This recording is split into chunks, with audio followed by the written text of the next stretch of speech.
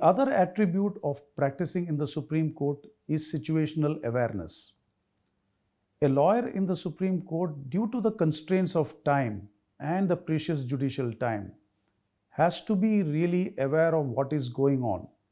Situational awareness could be in relation to what is happening in court. It could also be in relation to the merits of the matter that you are dealing with. Sometimes a very practical approach to a case will help you get the desired result.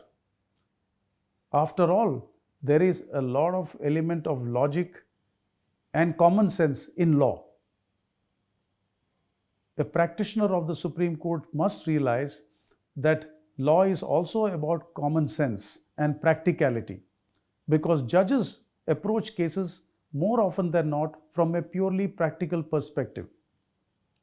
When I talk about situational awareness, I am talking about the presence of mind to counter a particular argument that was not actually anticipated.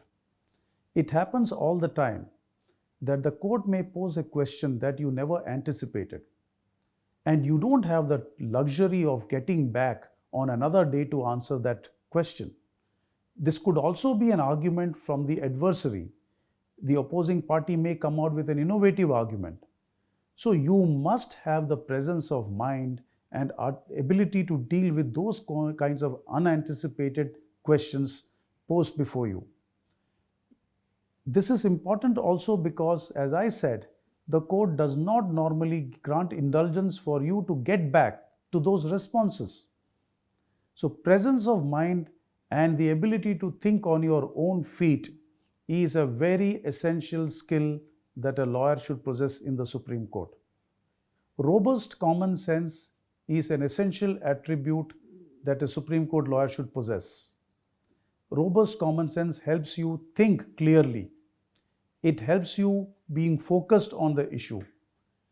Because many a times, even though the law may be complex, but the essence of the matter may be very, very logical. These attributes are important for a lawyer to understand and actually communicate, therefore, those concerns to the court or those aspects to the court. A Supreme Court practitioner must be somebody who has kept abreast about current affairs. It is important for a Supreme Court lawyer to be aware of what's going around him. It is a learning process. It actually is a quality that you should possess from the very beginning. Any person, whether be it a lawyer practicing in the lower court or the Supreme Court, should be actually be observing what is going around in the society around him. He should have that sense of inquisitiveness to understand how things work. Over the years, we have seen how rapidly the society has transformed, how the economy has transformed. Litigation has also undergone a radical change. When I started practice, the majority of litigation related to employment and service related laws. Those kind of practices have actually completely withered away. Today, what you see is a large number of cases pertaining to big corporates dealing with important aspects of, say, taxation, about approvals, environmental law, etc., etc.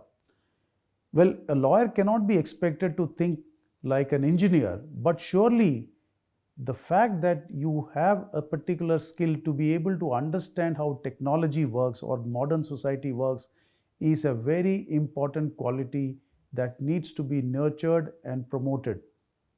This can happen only when you read up. You must develop diverse interest in whatever is going around. In today's world, merely looking at law as a cloistered subject does not help. We see, because of the pandemic, that suddenly lawyers have been forced to adopt to a completely new digital technology which none of us had actually seen before. Well, in many fields, these kind of technologies were prevalent always, like in the corporate sector, but surely in law, this is a completely new experience. And judges and lawyers have actually been forced to adapt to those changes, and we have done exceedingly well. This kind of change and this kind of evolutionary process is no longer slow and steady, it happens overnight. And how do we adapt to these changes is essentially something which you have to develop. It is not something that you can adopt by going to a tutorial or to go to a college. These are skills that you need to imbibe in every living moment of your life. These are no longer life skills, these are skills essential for evolving as a contemporary practitioner. So, technology, the ability to understand science, the ability to understand what's going on, how the society is evolving, we must feel that pulse. That's a very important aspect of practicing today, even in the Supreme Court.